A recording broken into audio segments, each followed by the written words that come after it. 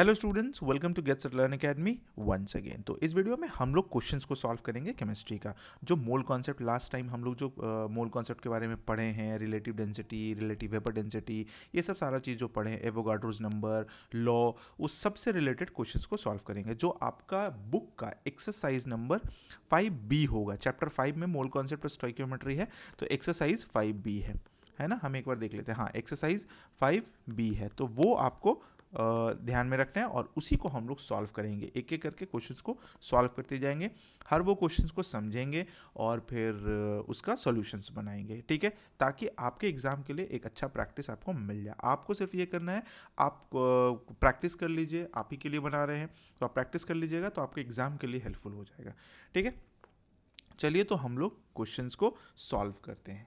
Question number 1 क्या कह रहा है? क्वेश्चन नंबर 1 है, क्या है भाई क्वेश्चन नंबर 1 में, कि the relative atomic mass of chlorine atom is 35.5 AMU दिया हुआ है क्वेश्चन नंबर 1 में।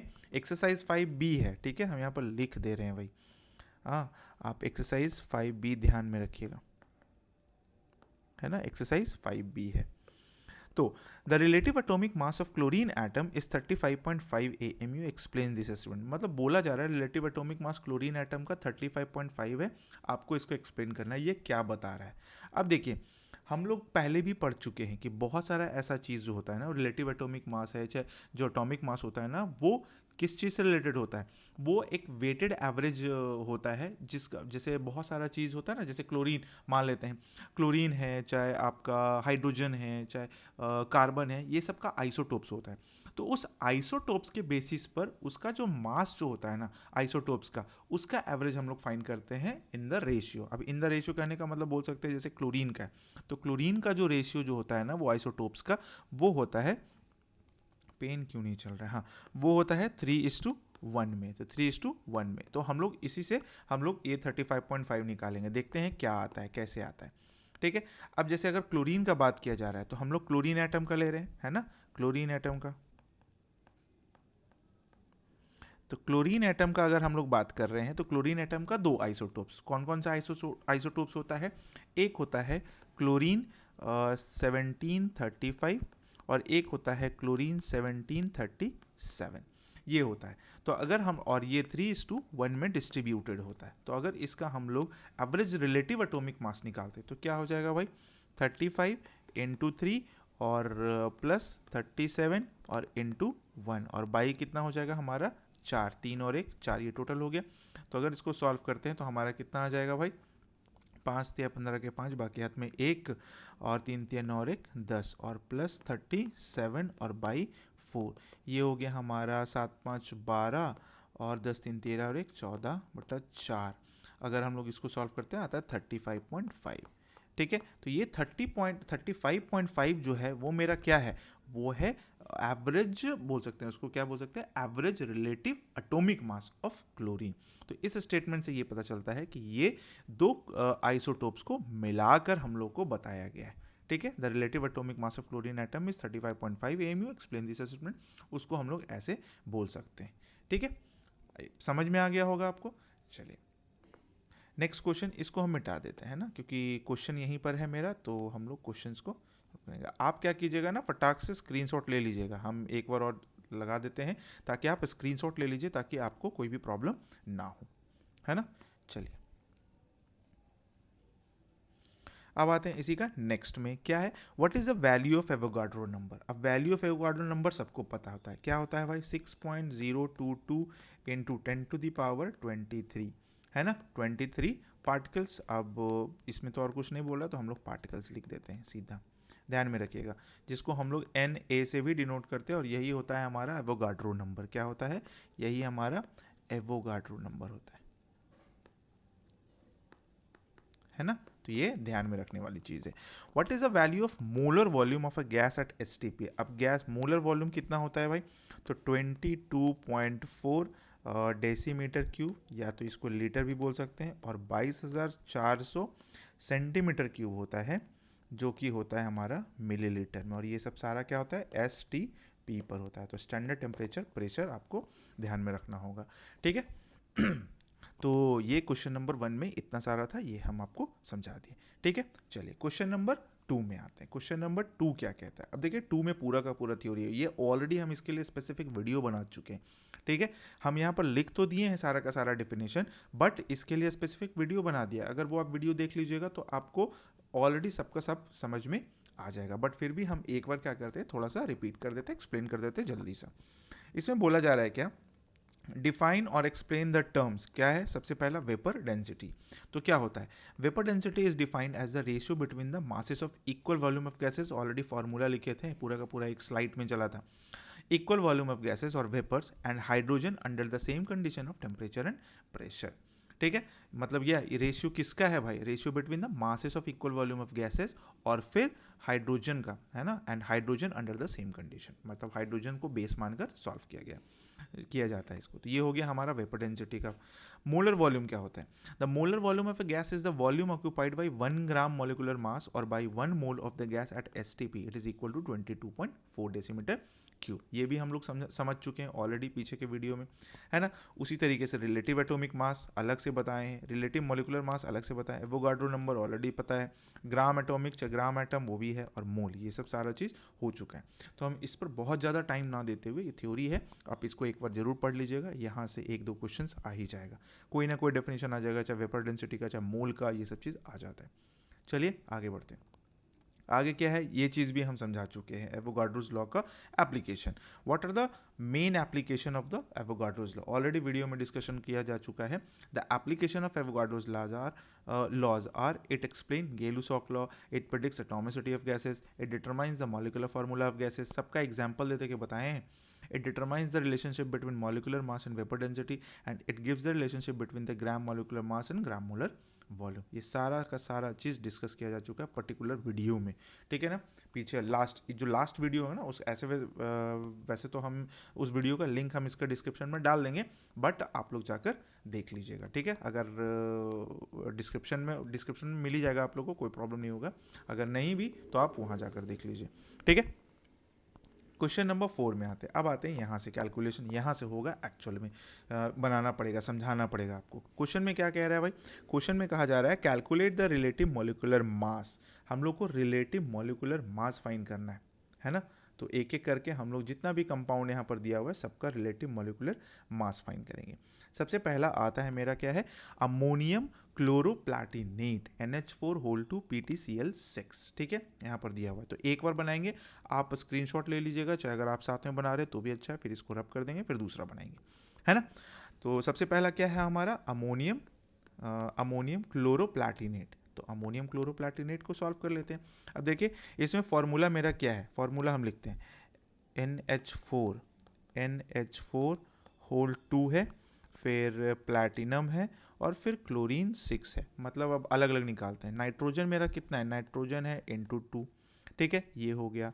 चलिए इसको रखते हैं, प्लस हाइड्रोजन मेरा कितना हो गया, × 8, हाइड्रोजन टोटल 8 है, 4 2 8 हो गया, प्लस प्लैटिनम कितना हो गया, प्लैटिनम मेरा एक ही है तो × 1 हो गया, और प्लस क्लोरीन मेरा कितना है, 6 है, तो क्लोरीन और × 6 कर सकते हैं, ये हो गया Cl × 6। अब सबका एटॉमिक मास, नाइट्रोजन का एटॉमिक मास कितना होता है भाई, तो 14 होता है, तो 14 और × 2 हो गया, और प्लस हाइड्रोजन का कितना होता है, ये तो सबको पता होना चाहिए, 1 × 8 मतलब 1 हो गया, प्लस प्लैटिनम का एटॉमिक मास कितना होता है, 195 × 1 करना है, तो 195 × 1, चलो क्या लिख ही देते हैं, और क्लोरीन का 35.5, अभी हम लोग सॉल्व किए थे 35.5, और × कितना 6, सबको सॉल्व कर लेते हैं। 14 दूना 28 होता है, प्लस ये 8 हो गया, और प्लस 195 हो गया, और प्लस 35.5 हो गया। इसको ऐड करेंगे तो हमारा जो आंसर जो आएगा 35 पॉइंट लिख दिए हैं, यहाँ नहीं होगा, यहाँ हो जाएगा 35.5 × 6, तो 6 × 18 और 6 × 5 30, 8 × 3 11 21, यानी कि 213। अब सबको जब ऐड करेंगे तो आ जाएगा हमारा 444 AMU, ठीक है। हम लोग से रिलेटिव मॉलिक्यूलर मासेस पूछा जा रहा था, तो उसका यूनिट तो यही होता है। तो ये क्या हो गया, अमोनियम क्लोरोप्लैटिनेट का रिलेटिव मॉलिक्यूलर मास। क्लियर है?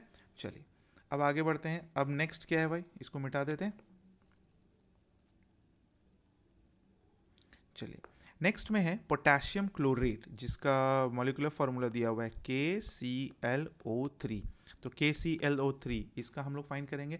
पोटेशियम का होता है 39, ठीक है, प्लस क्लोरीन का अभी हम लोग लिखे थे 35.5, और प्लस ऑक्सीजन का होता है 16, तो 16 गुना 3 यानी कि 48 हो गया, है ना। तो 39 और प्लस 35.5 और प्लस 16 3 जा 48, ये हो गया। इसको सॉल्व करेंगे, आएगा हमारा 122.5 AMU हो गया।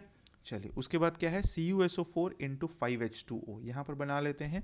हाँ, CuSO4 और इंटू 5H2O, ये चीज़ है। तो CuSO4 कॉपर का, तो कॉपर का कितना होता है, कॉपर का 63.5 होता है, ठीक है। प्लस सल्फर का होता है 32, ऑक्सीजन का 16 चौके 64 हो गया, ये हो गया। और प्लस ये 5H2O है, तो H2O का अलग से निकाल के अगर सॉल्व कर लेते हैं तो H2O का कितना होगा, 2 और प्लस 16 यानी कि 18, है ना, 18 होता है। तो 18 गुना 5, 5 गुना 18 कर देते हैं सीधा। अब इसको सॉल्व कर लेते हैं। 63.5 हो गया ये, 32 प्लस 64, 18 पचे 90, सॉल्व करेंगे आएगा 249.5 AMU, ये चीज़ आएगा। तो CuSO4 और इंटू 5H2O, ये भी हो गया कॉपर सल्फेट सोल्यूशन का। चलिए समझ में आ गया ये चीज़, इसको मिटा देते हैं, हम लोग आगे बढ़ते हैं। कौन कौन सा हम लोग सॉल्व कर लिए भाई, एक ये सॉल्व कर लिए, एक ये सॉल्व कर लिए, एक ये सॉल्व कर लिए। अब आते हैं NH4 टू SO4, NH4 का होल 2 है और फिर SO4 है, इसको सॉल्व कर लेते हैं। तो हमारा नाइट्रोजन है, तो नाइट्रोजन कितना है भाई, टोटल 2 है, तो 2 इंटू कितना हो जाएगा, नाइट्रोजन है तो 2 इंटू 14 हो गया। फिर प्लस ये क्या हो गया, हाँ सॉरी, चलिए 2 इंटू 14 हो गया, और प्लस हाइड्रोजन मेरा 4 दूना 8 हो गया, तो 1 इंटू 8 हो गया। फिर प्लस सल्फ़र कितना होता है भाई, तो सल्फ़र हमारा 32 होता है, और फिर प्लस ऑक्सीजन मेरा 16 होता है, तो 16 चौके 64 हो गया। अब जब इसको सॉल्व करेंगे तो हमारा एग्जैक्टली आ जाएगा 132 AMU हो गया ये भी। चलिए अब आते हैं CH3COONA, ठीक है, सोडियम एसीटेट, CH3COONA। तो कार्बन है, कार्बन एक्चुअली यहाँ दिख रहा है 4 है, तो टोटल 4 कार्बन है, तो अलग अलग भी रख सकते हैं, चाहे एक साथ भी रख सकते हैं, कोई इशू नहीं है, ठीक है। तो यहाँ चलिए कार्बन है 12, फिर यहाँ हो गया 1 गुना 3 3, फिर प्लस फिर 12 हो गया, फिर ऑक्सीजन 2 है, तो 2 गुना 16 कर देते हैं तो 32 हो गया, और प्लस सोडियम 23 होता है। अब जब इसको सॉल्व करते हैं तो हमारा आ जाता है 82 AMU। तो 82 AMU किसका रिलेटिव मॉलिक्यूलर मास हो गया, सोडियम एसीटेट का, है ना। चलिए इसको मिटा दे, ऐसा लग रहा है हम लोग पूरा का पूरा बोर्ड पर पढ़ रहे हैं, ताकि हालांकि आपको एक्टिव होना पड़ेगा थोड़ा सा। चलिए ये भी हो गया हमारा CHCl3, इसको सॉल्व कर लेते हैं। तो ये मेरा कार्बन हो गया, तो कार्बन का होता है हमारा 12, सबको तो पता ही है, आप लोग को भी पता होना ही चाहिए। 12 प्लस हाइड्रोजन का 1 और प्लस क्लोरीन, क्लोरीन का हम लोग 35.5 पढ़े थे, तो 3 इंटू 35.5 हो गया। तो 12 और 1 13 हो गया, और प्लस 35.5 और इंटू 3 कितना हो जाएगा 106.5, सॉल्व करेंगे तो 106 और 13 119.5, 119.5 AMU आ गया, ठीक है। चलिए एक और बच गया, इसी में बना लेते हैं NH4 2 Cr2O 7, अमोनियम क्रोमेट होगा, ठीक है। NH4 का होल 2 और फिर Cr2O7, इसको सॉल्व कर लेते हैं। तो हमारा नाइट्रोजन कितना है, 2 है, 2 नाइट्रोजन है, तो 2 गुना 14 28 डायरेक्ट लिख लेते हैं। प्लस हाइड्रोजन मेरा 8 है, तो 1 गुना 8 8 कर लिए, प्लस क्रोमियम, क्रोमियम का होता है 51.9, तो यहाँ 2 है, तो 51.9 और इंटू 2, और प्लस ऑक्सीजन का 16 होता है, 16 गुना 7 112 होता है, 16 सत्ते बरी होतल से, ठीक है। तो अगर इसको सॉल्व करते हैं तो 28 ऐसे लिख देते हैं, 28 और 8 हो गया 36, और प्लस 51.9 इंटू 2 हो जाता है 103.8, और प्लस 112, और इसको जब सॉल्व करेंगे तो 251.8 और बस यही, और 251.8। अगर मान लीजिए और भी कुछ रहता, इसके नज़दीक में जो होगा अप्रॉक्सीमेट वैल्यू, वही हम लोग टिक करके आएंगे।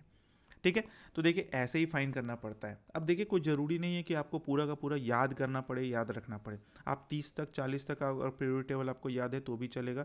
अगर आप पूरा याद रख सकते हैं तो पूरा याद रख लीजिए। वैसे चांसेस होता है कि क्वेश्चन में जिस चीज़ के बारे में पूछा जा रहा है ना, उसका एटॉमिक मासेस नीचे दे दिया जाता है। ठीक है, चलिए अब आते हैं क्वेश्चन नंबर 5 में। क्वेश्चन नंबर 5 क्या कहता है? क्वेश्चन नंबर 5 में है, find the number of molecules, find the number of molecules in 73 gram of HCl। 73 gram of HCl में कितना मॉलिक्यूल होगा? तो ये typically based on mole concept है। ठीक है, तो आपको ध्यान में रखना होगा इसको थोड़ा सा। हाँ चलिए ठीक है, रहने देते हैं उतना ही, है ना। अब एक एक करके हम लोग सॉल्व करेंगे। सबसे पहले ए नंबर को सॉल्व करते हैं। पेन को क्या हो गया आज, पेन अजीब चल रहा है। हाँ, ए नंबर में तो number of molecules in 73 gram of HCl। अब हाइड्रोक्लोरिक एसिड है, HCl है, तो सबसे पहले हमारा काम क्या रहेगा कि HCl का हम लोग मॉलिकुलर मास फाइंड कर लेते हैं। ठीक है ना, टोटल मास जिसको बोल सकते हैं, मॉलिकुलर मास बोल लीजिए। तो HCl का मास कितना हो जाएगा? मॉलिकुलर मास है ना, मॉलिकुलर मास ऑफ HCl कितना हो जाएगा भाई? 1 और प्लस क्लोरीन का 35.5, यानी कि हो गया 36.6 ग्राम। ओके, 36.6 ग्राम। अब हम लोग को पता है बाय द मोल कॉन्सेप्ट 36.6 ग्राम, ठीक है ना, 36.6 ग्राम ऑफ HCl। HCl ये HCl कंटेन, कितना कंटेन कर रहा है, कितना पार्टिकल? 6.022 इंटू 10⁻23 पार्टिकल्स, इतना कंटेन कर रहा है ना, 36.6 ग्राम। क्यों ऐसा? क्योंकि हम लोग जानते हैं कि जो मॉलिकुलर वेट होता है उतना ही पार्टिकल में चलता है। वो ऑलरेडी हम वीडियो में डिस्कस किए हुए अच्छे से, पूरा का पूरा एग्जाम्पल के साथ। अब हमसे पूछा जा रहा है 73 ग्राम ऑफ HCl, तो 73 ग्राम ऑफ HCl का हम लोग फाइंड कर लेंगे। ठीक है, 36.6 है, 36, सॉरी यहाँ पर 36.6 लिख दिए हम, हमको 36.5 लिखना था ना। 36.5, तो 36.5, हाँ 36.5 gram of HCl contain 6.022 into 10⁻23 particles, चाहे 23 मॉलिक्यूल्स, इतना भी मॉलिक्यूल्स बोल सकते हैं। ठीक है, अब हमको फाइंड करना है 73 ग्राम का। तो अगर 36.5 में इतना है तो 1 में कितना होगा? तो 1 में हो जाएगा 6.022 इंटू 10⁻23 और बाई कितना? 36.5। अब हमसे पूछा जा रहा है 73 का, तो 73 का कितना हो जाएगा? 6.022 इंटू 10⁻23 बाई 36.5 और इंटू 73। अगर पॉइंट हटाते हैं तो ऊपर लगाएंगे 10, 73 से ये 5 बार में कट जाएगा, 5 से ये 2 बार में कट जाएगा, तो आ जाएगा कितना? 4 4 6 दूना 12, और यहाँ पर तो 0 है ही, हो गया 12.044 इंटू 10⁻23, है ना। इतना अगर हम लोग स्टैंडर्ड फॉर्म में लिखते हैं तो 1.2 इंटू 10⁻24 मॉलिक्यूल्स, यही हमारा आंसर हो जाएगा। यानी कि 73 ग्राम ऑफ हाइड्रोक्लोरिक एसिड यानी कि HCl में हमारा कितना मॉलिक्यूल्स हो जाएगा? 1.2 इंटू 10⁻24 मॉलिक्यूल्स, ये हो गया। तो आपको इसी को ऐसे ही बनाना है, लिखना है। हम तो यहाँ पर डैश दे दिए, आप जरूर लिखिएगा। ठीक है, चलिए नेक्स्ट क्वेश्चन में आते हैं इसी का।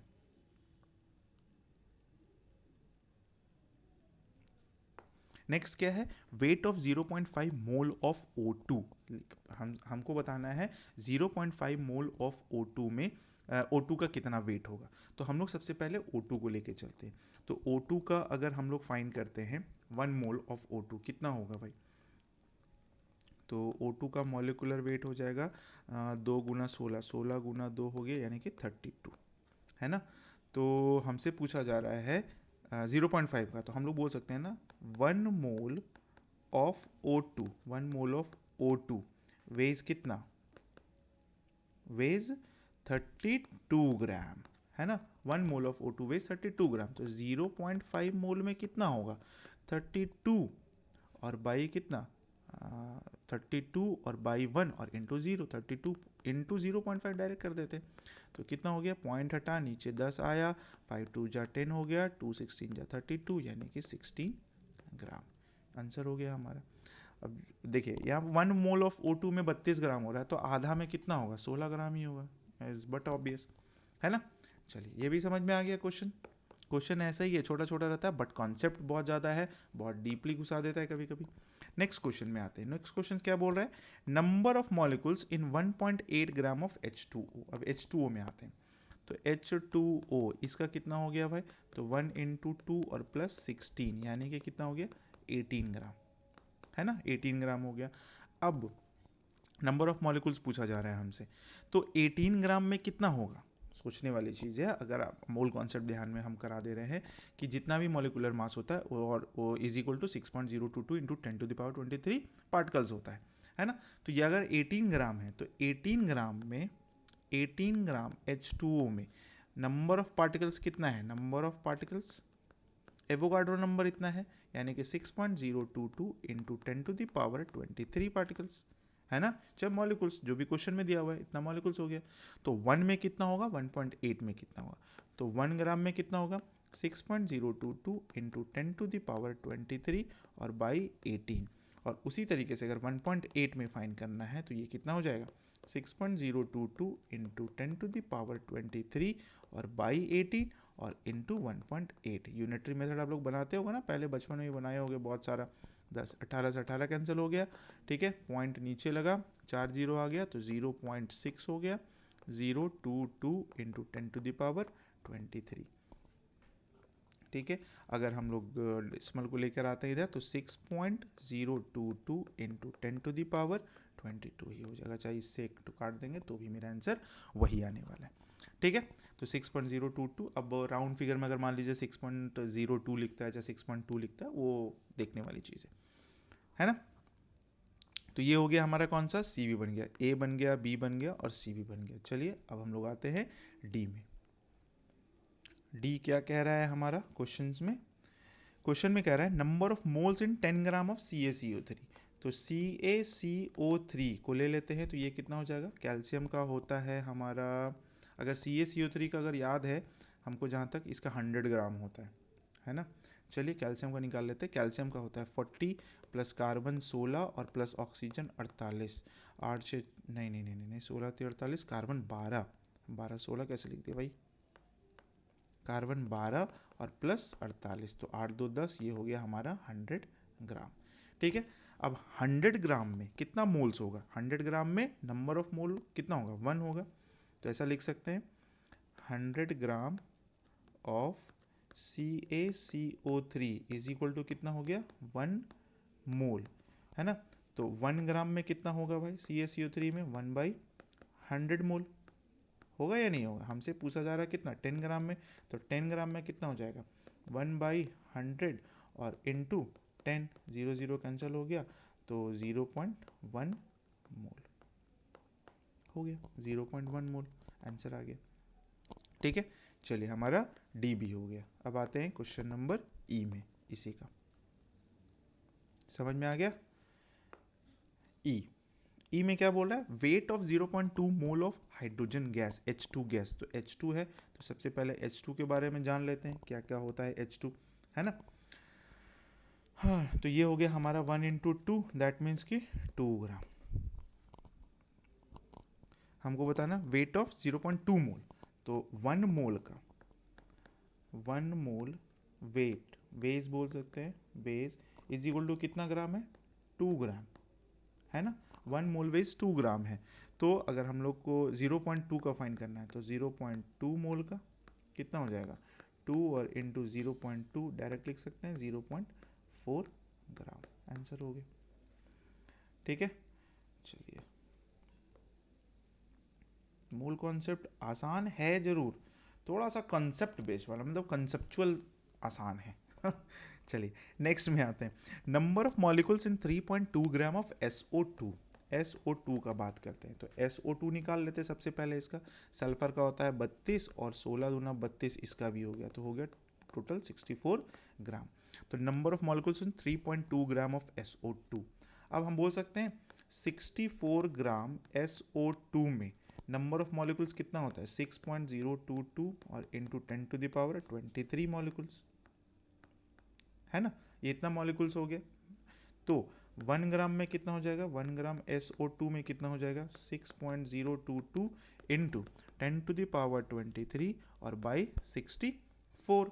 हमसे पूछा जा रहा है 3.2 ग्राम का, तो 3.2 ग्राम SO2 में कितना हो जाएगा 6.022 इंटू 10⁻23 बाई 64 और इंटू कितना 3.2, पॉइंट हटाते हैं नीचे 10 लगाएंगे, 32 दूना 64 काटेंगे, ठीक है।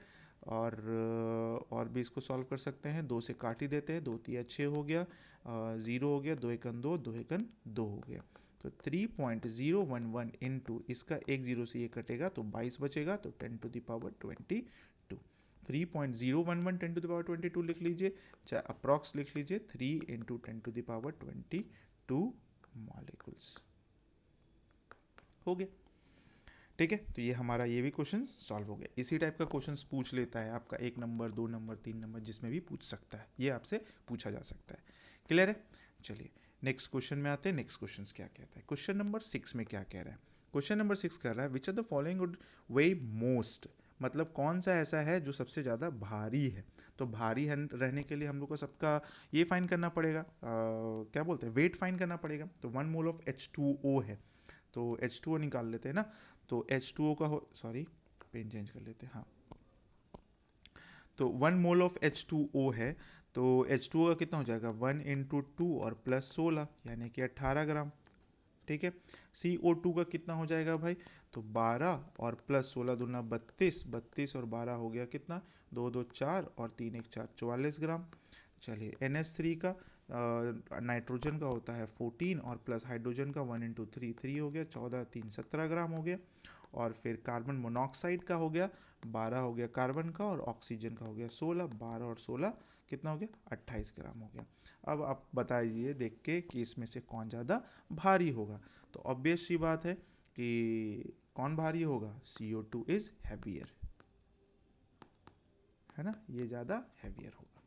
आगे बढ़ते question number 7 which are the following contains the maximum number of molecules, इसमें ज़्यादा मॉलिक्यूल्स है। तो हम लोग सबका मॉलिक्यूल्स फाइंड कर लेंगे उसी तरीके से जैसे हम लोग अभी फाइंड कर रहे थे। तो हम एक बनाते हैं और बाकी आप प्रैक्टिस कर लीजिएगा और उसके बाद फिर बता दीजिएगा कि कौन ज़्यादा है कौन कम है। तो हम 4 ग्राम ऑफ O2 का फाइंड कर देते हैं, ठीक है। चलिए तो 4 ग्राम ऑफ O2 है, तो सबसे पहले O2 को देख लेते। O2 का कितना हो जाएगा भाई, O2 का अगर हम लोग निकालते हैं तो 16 और गुना 2 यानी कि 32 ग्राम हो गया, ठीक है। तो 32 ग्राम में टोटल कितना होता है, 32 ग्राम में 6.022 इंटू 10⁻23 मॉलिक्यूल्स, ठीक है, मॉलिक्यूल्स होगा। तो 4 ग्राम में कितना होगा, तो एक में आ जाएगा मेरा कितना 6.22 इंटू 10⁻23 और बाई 32। और अगर 4 में पूछा जा रहा है तो यहीं 4 कर देते हैं और इंटू यहाँ 4 लगा देते हैं, 4 में ही पूछा जा रहा था 4 ग्राम में। तो 4 8 32 हो गया। अब इसको सॉल्व करते हैं तो हमारा आ जाता है 7.5 इंटू 10⁻22 मॉलिक्यूल्स। अब देखिए आप लोग को क्या करना है, आप लोग को ऐसे ही NH3 का फाइंड करना है, CO2 का फाइंड करना है, SO2 का फाइंड करना है और उसमें देखना है कि कौन ज़्यादा है कौन कम है, आपको पता चल जाएगा और जो पूछ रहा है क्वेश्चंस में उसका आंसर भी मिल जाएगा, ठीक है। तो ये वाला चीज़ जो हो गया ना वो आपको खुद से करना पड़ेगा, इसको बनाइए इसको बनाइए इसको बनाइए और पूरा का पूरा बताइए, ठीक है। चलिए नेक्स्ट में आते हैं क्वेश्चन नंबर 8 का ए। 8 में 2 क्वेश्चन है, 8 का ए बी और भी है क्या, 8 का सी भी है। तो 8 का ए में आ जाते हैं। 8 का ए क्या बोल रहा है question, calculate the number of particles in 0.1 mole of any substance, ठीक है, 0.1 मोल ऑफ एनी सब्सटेंस, ये हम लोग को बनाना है। हम लोग को पता क्या है, देखिए कॉन्सेप्ट से हम लोग क्या जानते हैं, कॉन्सेप्ट से हम लोग को पता है कि 1 मोल में कितना पार्टिकल होता है, 1 मोल में होता है 6.022 इंटू 10⁻23 पार्टिकल्स, इतना होता है ना, नंबर ऑफ पार्टिकल्स, ठीक है। हमसे पूछा जा रहा है 0.1 में, तो 0.1 में कितना होगा भाई, गुना कर देंगे 6.022 और इंटू 10⁻23 और इंटू 0.1। अब जो इसको सॉल्व करके आने वाला है ये कितना आएगा 6.022 इंटू 10⁻23 और इंटू 0.1 आएगा हमारा 6.022 और इंटू 10⁻22 हो जाएगा इतना पार्टिकल्स। ठीक है, उसी तरीके से यहाँ 8 का बी में पूछा जा रहा है calculate the number of hydrogen atoms in 0.1 mole of H2SO4। तो सबसे पहले तो हम लोग को H2SO4 निकालना पड़ेगा। कौन है जो हॉर्न मारने लग जाता है जबरदस्ती का, घर के पास पहुंच जाएगा और हॉर्न मार के। H2SO4, ठीक है। अब देख लेते हैं हम लोग H2SO4। अब देखिए 1 मोल ऑफ H2SO4 में कितना पार्टिकल्स होगा, है ना, वही तो है ना। 1 मोल अगर हम लोग बात करते हैं तो 1 मोल इज इक्वल टू कितना हो जाएगा 6.022 इंटू 10⁻23 पार्टिकल्स, है ना। टोटल का टोटल 1 मोल हो गया। हमसे पूछा जा रहा है 0.1 mole of hydrogen atoms in 0.1 mole. तो सबसे पहले हम लोग फाइंड कर लेते हैं कौन सा, नहीं नहीं नहीं नहीं नहीं, अच्छा हाइड्रोजन के बारे में पूछा जा रहा था। तो 1 mole of hydrogen atoms in H2SO4 is equal to कितना हो जाएगा भाई, इंटू 2 हो जाएगा, क्योंकि यहाँ पर टोटल कितना हाइड्रोजन है, 2 हाइड्रोजन है, तो इंटू 2 कर दिए, है ना। हमसे पूछा जा रहा है 0.1 का, तो 0.1 का कितना हो जाएगा, 0.1 का हो जाएगा इतना इंटू 2, सिंपल है, 2 और इंटू 10⁻23 और इंटू 2, इतना मोल का पूछा जा रहा है, ठीक है, और इंटू 0.1। अब इसको सॉल्व करेंगे तो कितना हो जाएगा, ये 10 हो गया हमारा नीचे, 6 2 दूना 4, 2 दूना 4 और 0 और 6 दूना 12 और गुना 10⁻22। अब इसको और भी छोटा करेंगे तो हमारा आ जाएगा कितना 1.2 इंटू इधर घसका रहे हैं तो 0.23 10⁻23 एटम्स ऑफ हाइड्रोजन। हम लोग डायरेक्ट हाइड्रोजन का फाइंड कर लिए, ठीक है। चलिए सी में क्या पूछ रहा है भाई, calculate the number of molecules in 1 kg of calcium chloride, 1 kg of calcium chloride. तो कैल्शियम क्लोराइड क्या होता है भाई, तो कैल्शियम क्लोराइड का फॉर्मूला होता है CaCl2, है ना, CaCl2, इसका निकाल लेते हैं। कैल्शियम का होता है 40 और प्लस क्लोरीन का होता है 35.5 इंटू 2 यानी कि 70, यानी कि 110, है ना, ये 110 ग्राम हो गया। अब हमको पता है नंबर ऑफ मॉलिक्यूल्स पूछ रहा है, तो 110 ग्राम में कितना होगा 6.022 इंटू 10⁻23 मॉलिक्यूल्स, है ना, मॉलिक्यूल्स होगा। तो 1 में कितना होगा, अगर 1 ग्राम में देखा जाए तो 6.022 इंटू 10⁻23 और बाई कितना 110। हमसे पूछा जा रहा है 1 kg में, 1000 में, तो 1000 यहाँ पर कर देते हैं तो ग्राम हो गया, इज इक्वल टू कितना 6.022 इंटू 10⁻23 और बाई 110 और गुना कितना हो गया 1000। अब जब हम इसको सॉल्व करेंगे 23 और 3 26 यहाँ से कटेगा तो अप्रॉक्सीमेटली 5.42 इंटू 10⁻24, ये आप लोग कैलकुलेशन कर लीजिएगा, ठीक है। ये हो गया, समझ में आया। क्वेश्चन नंबर 8C भी हो गया। तो क्वेश्चन को ऐसे ही बनाना है, आपका कॉन्सेप्ट क्लियर होना चाहिए। देखिए अगर मूल कॉन्सेप्ट आके दिमाग में घुस चुका है अच्छे तरीके से, है ना, तो आपको मूल कॉन्सेप्ट का क्वेश्चन बनाने में कोई रोक ही नहीं सकता है, मतलब आपके लिए मतलब बहुत ज़्यादा ईजी हो जाता है। चलिए आते हैं क्वेश्चन नंबर 9। 9 में कितना क्वेश्चन है भाई, ABCD है। चलिए इसमें भी क्या क्या पूछ रहा है वो भी देख लेते हैं हम लोग। पूछ क्या रहे हैं, how many grams of aluminium are present in 0.2 mole of it, aluminium, ठीक है ना। तो 0.2 1 मोल में हम लोग को कितना एल्यूमिनियम मिलेगा, एल्यूमिनियम तो मेरा 27 ग्राम होता है ना, एल्यूमिनियम का वेट कितना होता है 27। तो अगर 1 मोल में देखा जाए तो 1 मोल इज इक्वल टू कितना है 27 ग्राम। हमसे पूछा जा रहा है 0.2, तो 0.2 कितना हो जाएगा 27 और इंटू 0.2, 27 दूना 54 हो गया, पॉइंट हटाएंगे तो 5.4 हो गया, 5.4 ग्राम, खत्म, इतना हो गया, ए हो गया। बी में आते हैं, हाउ मेनी ग्राम्स ऑफ कितना है HCl ही है, how many grams of HCl are present in 0.1 mole of it. तो सबसे पहले HCl का निकाल लेते हैं। तो HCl का कितना हो जाएगा, HCl का होगा मेरा 1 और 35.5 36.6 ग्राम। अब हम लोग जानते हैं कि 36 point how many grams of HCl are present in 0.1 mole. तो हम लोग को पता है कि 1 mole is equal to 36.6 gram हो सकता है।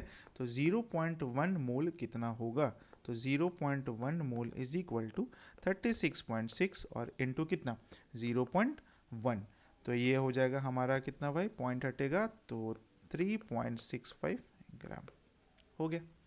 सी में आते हैं, how many grams of H2O are present in 0.2 mole of it. H2O कितना होता है भाई, ये होता है 18 ग्राम, ये तो सबको पता ही है कैसे निकलता है, 1 इंटू 2 प्लस 16, तो 1 mole is equal to same ही है, 1 मोल इज इक्वल टू कितना है 18 ग्राम है, तो हमको 0.2 मोल का फाइन करना है। 0.2 मोल कितना हो जाएगा, 0.2 मोल इज इक्वल टू 18 और इंटू 0.2, 18 दूना 36 हो गया और पॉइंट इतना 3.6 ग्राम। ठीक है, आते हैं 9 का डी में, how many grams of CO2 is present in 0.1 mole of it. तो CO2 कितना हो जाता है, कार्बन हो गया हमारा 12 और प्लस 16 दूना 32, तो 32 और 12 हो जाता है 44 ग्राम, तो CO2 होता है हमारा 44 ग्राम। तो हम लोग बोल सकते हैं 1 मोल इज इक्वल टू 44 ग्राम है, तो 0.1 मोल कितना हो जाएगा 44 और इंटू 0.1 यानी कि कितना हो जाएगा 4.4 ग्राम, 4.4 ग्राम हो गया। ठीक है, क्वेश्चन सॉल्व हो गया, हमारा 9 भी कंप्लीट। अब आते हैं क्वेश्चन नंबर 10 में। 10 क्या कहता है, द मास ऑफ 5.6 लीटर। अब आते हैं वॉल्यूम में। ठीक है, बहुत सारा क्वेश्चन हम लोग देख लिए, क्वेश्चन नंबर 10 देख रहे हैं, इस वीडियो का अंतिम क्वेश्चन देखते हैं क्वेश्चन नंबर 10, क्योंकि बहुत ज़्यादा लंबा वीडियो कर देंगे तो आप लोग भी क्वेश्चन बनाते बनाते थक जाते होंगे, है ना। तो 10 तक बनाएंगे और फिर देखेंगे फिर आगे, और नहीं तो आप बोलिएगा तो फिर इसी में बना देंगे। ऐसा करते हैं ना, क्यों इतना मतलब करना, 10-10 करके बना देते हैं। नहीं, हमको लग रहा है क्या करें, कितना क्वेश्चन है 10 में, 10 का A है, B है, 11 का A B है, तो 10 का बना लेते हैं ना, 10 बना लेते हैं, फिर 10 बना लेंगे, फिर 10 बना लेंगे, जल्दी जल्दी वो वीडियो अपलोड कर देंगे, और क्या, क्योंकि एक ही वीडियो में अगर वैसा होगा तो हम क्या सोच रहे हैं, ठीक है वही करेंगे, 10-10 वीडियो बना देंगे, 10-10 का, 10-10 क्वेश्चंस का, है ना। चलिए क्वेश्चन नंबर 10 सॉल्व करते हैं। The mass of 5.6 litre of a certain gas at STP is 12 gram, है ना, 5.6 लीटर 12 ग्राम है। What is the relative molecular mass और molar mass of the gas. अब आता है मतलब नेक्स्ट लेवल क्वेश्चन का, जो आता है हमारा वॉल्यूम से। चलिए इसको सॉल्व करते हैं हम लोग, है ना। हाँ, क्वेश्चन में क्या बोल रहा है, 5.6 लीटर जो है वो कितना है, 12 ग्राम के बराबर है। 5.6 लीटर 12 ग्राम के बराबर है। चलिए भाई तो बना लेते हैं। अच्छा, अगर वॉल्यूम में आ गया तो आप लोग को ध्यान में रखना होगा, ठीक है, कि जो मोलर वॉल्यूम जो होता है हमारा, ठीक है, मोलर वॉल्यूम कितना होता है 22.4 लीटर, 22.4 लीटर। इसी को हम लोग सॉल्व करेंगे और कुछ नहीं। तो 5.6 लीटर के लिए बोल रहा है मेरा 12 gram, what is the relative molecular mass of और molar mass of the gas. तो लिखेंगे 5.6 लीटर, है ना, 5.6 लीटर के लिए कितना है भाई ऑफ गैस, कितना है, हैज मास कितना दे रहा है भाई क्वेश्चन में, दैट इज 12 ग्राम, है ना, यानी कि 5.6 litre of gas is equal to 12 gram है। इसको वैसे ही लिखते, इतना लंबा चौड़ा हम नहीं लिखेंगे, आप लोग लिख लीजिएगा। तो ये हो जाएगा कितना 5.6 ग्राम, ठीक है ना, of gas is equal to कितना आ रहा है 12 ग्राम आ रहा है। तो अरे क्या लिख दे रहे हैं हम, हाँ 5.6 litre of gas is equal to 12 gram. तो 1 लीटर ऑफ गैस कितना हो जाएगा, 1 litre of gas is equal to, कुछ भी लिखा जा रहा है, गैस इज इक्वल टू कितना हो जाएगा 12/5.6 ग्राम। अब हमसे पूछा जा रहा है 22.4 का, क्योंकि मोलर वॉल्यूम से ना, मोलर मास है तो मोलर वॉल्यूम हमारा कितना, तो 22.4, तो 22.4 लीटर ऑफ गैस का इज इक्वल टू कितना हो जाएगा 12/5.6 और इंटू 22.4 है। अब इसको जब सॉल्व करेंगे तो 56, 5 चौक 20, 4 से कट ही जाएगा, तो 12 चौके 48 ग्राम हो गया। चलिए क्वेश्चन नंबर 10 का बी बनाते हैं। Calculate the volume occupied at STP by 2 mole of SO2। ठीक है, तो 2 मोल्स का बनाना है, तो 1 मोल ऑफ SO2 कितना, हमको वॉल्यूम बताना है। तो अगर हम बात करते हैं तो हम बोल सकते हैं 1 मोल ऑफ SO2 कितना रखता है भाई, 1 मोल ऑफ SO2 रखता है 22.4 लीटर, है ना, क्योंकि ये मोल से रिलेटेड था। 1 mole of SO2 equal to 22.4 litre. हमसे पूछा जा रहा है 2 मोल्स का, तो 2 moles of SO2 is equal to कितना हो जाएगा, 2 और इंटू 22.4, है ना, ये हो जाएगा हमारा 44.8 लीटर। ठीक है, वॉल्यूम वाला क्वेश्चंस बनाना थोड़ा ज़्यादा आसान हो जाता है। इसमें ना हम लोग को बहुत ज़्यादा मोलिकुलर मास और ये सब नहीं फाइंड करना था, ऑलरेडी हम लोग को पता है कि 22.4 में फाइंड करना है। अब क्वेश्चन में जो दे दिया फटाक से हम लोग उसमें अपना दिमाग लगा देते हैं। तो ये हो गया 44.2 लीटर। ठीक है, तो ये था एक्सरसाइज 5B। फिर से हम रिपीट कर देते हैं, एक्सरसाइज जो 5B है, चैप्टर बी यानी कि मोल कॉन्सेप्ट एंड स्टोइकियोमेट्री का एक्सरसाइज 5B का क्वेश्चन नंबर 5B का क्वेश्चन नंबर 1 to 10, 1 to 10 पूरा का पूरा क्वेश्चन हम इसमें कवर कर दिए हैं। ठीक है, अब नेक्स्ट वीडियो जो आएगा उसमें हम लोग देखेंगे टोटल कितना क्वेश्चन है, शायद 29-30 क्वेश्चन होगा, तो देखेंगे उसमें पूरा का पूरा 30 क्वेश्चन तक खत्म कर दें। ठीक है, तो चलिए आप इस क्वेश्चंस को प्रैक्टिस कीजिए एक बार 2 बार जो भी है, और भी बुक्स में क्वेश्चंस है उसको भी प्रैक्टिस कीजिए, थ्योरम पढ़िए, जो थ्योरी दिखाए पढ़ाए हैं वो भी देखिए, और क्वेश्चंस को कैसे सॉल्व किया जाता है वो समझिए, है ना। चलिए मिलते हैं कुछ और क्वेश्चंस के साथ नेक्स्ट वीडियो में, तब तक के लिए thank you so much, take care, bye bye.